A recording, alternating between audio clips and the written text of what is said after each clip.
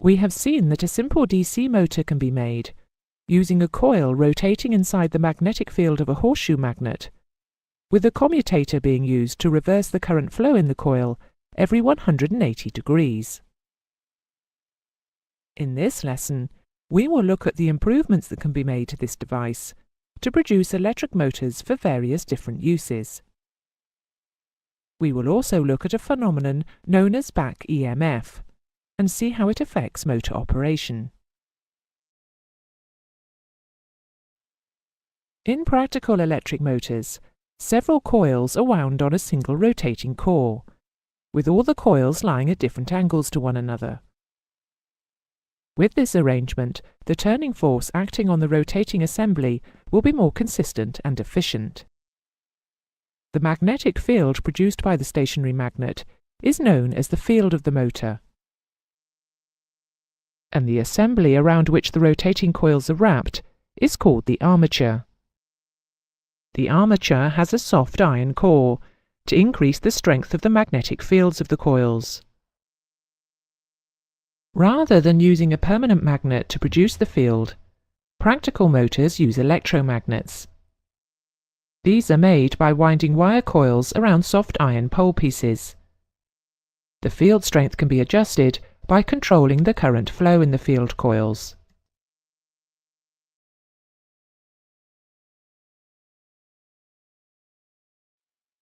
You know from the lesson on generators that the movement of a coil through a magnetic field will induce an electromotive force, or EMF, in the coil. This applies to the armature coils in a motor. Lenz's law states that this EMF will attempt to oppose the change producing it. This induced EMF is known as the back EMF. The back EMF will be proportional to motor speed and the strength of the stationary magnetic field. It will act in opposition to the applied EMF. The EMF being felt by the armature will be the difference between the applied EMF and the back EMF. This is known as the net EMF. As motor speed increases, the back EMF will increase, and this will reduce the current flow through the armature. This leads to a reduction in the strength of the armature's magnetic field, and a reduction in the torque output of the motor. The motor speed will stabilize when the strength of the armature magnetic field is balanced by the load. In order to ensure that there is a good flow of current through the armature, the resistance of the armature windings is kept as low as possible. This, however, means that when the motor is first switched on and there is no rotation, and thus no back EMF, the current flow through the armature will be very high. In order to reduce the starting current and protect the armature windings from damage, some motors have a resistor, known as a slow start resistor, in series with the armature coils. As the motor speeds up and the back EMF builds up, this resistor is taken out of circuit by either a centrifugal or a time switch to apply full current to the armature. We have already said that the stationary field of a DC motor is produced electromagnetically, so that by varying the current flow through the field windings, we can vary the strength of the magnetic field produced. There are 3 types of DC motor in common use, and they are categorized according to the arrangement of their field windings. The 3 types are known as series wound, shunt wound, and compound wound.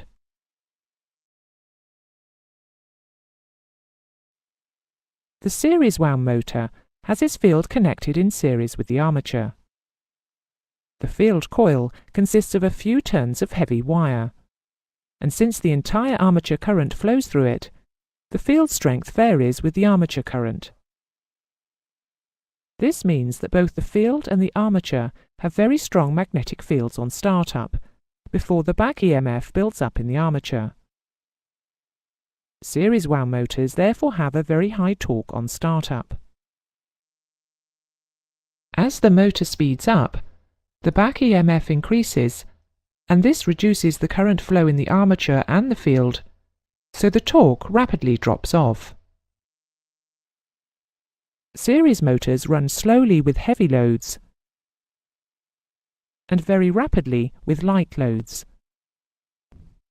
You can see that the speed of a series wound motor changes with the applied load. For this reason, they are not used either when a constant speed condition is needed or where the load is intermittent. If the load is completely removed, the motor can dangerously overspeed and possibly disintegrate. The reason for this is that the current required to rotate the motor with no load is very small, and consequently the series wound field coils produce only a weak magnetic field. This means that no matter how fast the motor turns, it will not generate the amount of back EMF needed to balance the applied EMF. The series wound motor has a high starting torque, and because of this, it should never be started without a load being applied to it. Series wound motors are mainly used on aircraft as engine starter motors.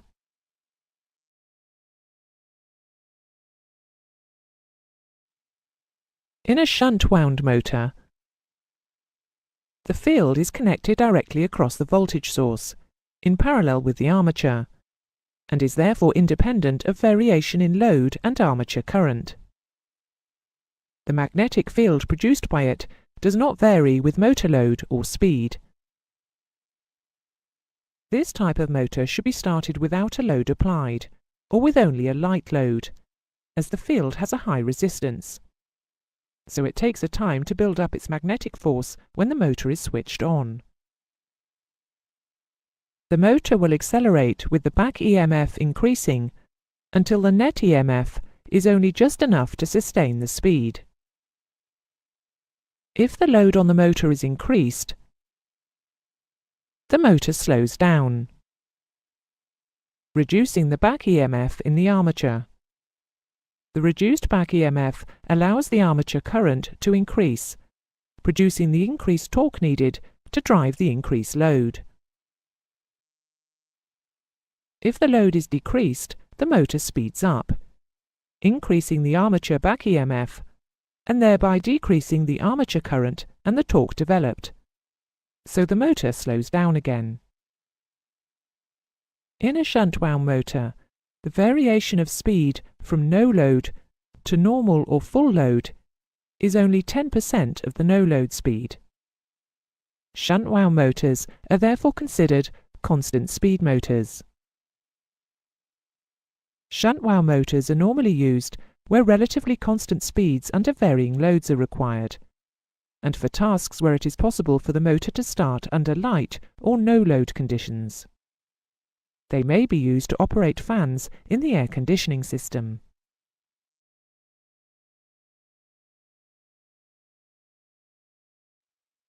Compound wound motors have two sets of field windings, one in series and the other in parallel with the armature coils. The compound wound motor combines the characteristics of both the series and the shunt wound motor. It has a high starting torque, but it will not overspeed under light loads, and it will maintain a reasonably constant speed under varying load conditions. Compound wound motors are often used to drive hydraulic pumps. Several types of turbine engine-powered aircraft are equipped with starter systems, which use a starter generator having the dual function of engine starting and of supplying DC power to the aircraft's electrical system. Starter generator units are permanently coupled to their engine via a drive shaft and gear train. The units have both series and shunt field windings. For starting purposes, the unit functions as a compound motor, the shunt field winding being supplied with current via an automatic relay-operated field changeover switch.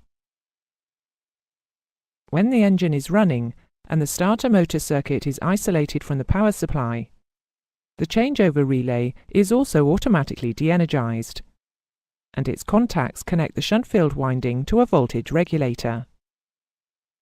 The machine therefore functions as a conventional DC generator. The advantage of the starter generator is that one device provides two functions, thereby saving weight.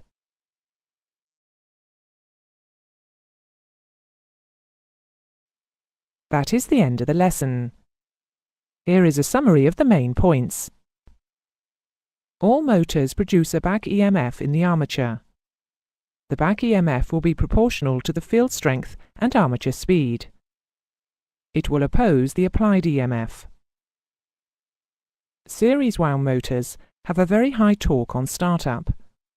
They run slowly with heavy loads, and if the load is completely removed, the motor can dangerously overspeed and possibly disintegrate. Series wound motors are often used as engine starter motors. Shunt wound motors are considered to be constant speed motors. The compound wound motor combines the characteristics of both the series and the shunt wound motor. It has a high starting torque, but it will not overspeed under light loads, and it will maintain a reasonably constant speed under varying load conditions. Compound wound units are sometimes used on gas turbine-engined aircraft as combined starter generators.